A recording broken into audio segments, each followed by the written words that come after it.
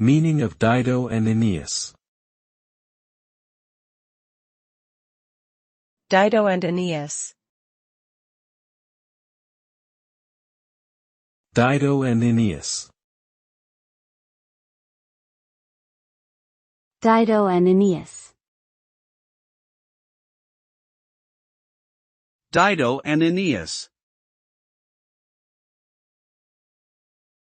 Dido and Aeneas is a Baroque-era opera composed by Henry Purcell. The story is based on the tragic love affair between Dido, the Queen of Carthage, and Aeneas, a Trojan prince. Despite their love, Aeneas is compelled to leave Dido when he receives a divine message that he must found Rome. As a result, Dido is left heartbroken and ultimately takes her own life. The opera is renowned for its beautiful music and powerful portrayal of human emotion, particularly Dido's heart-wrenching final aria, "When I Am Laid in Earth."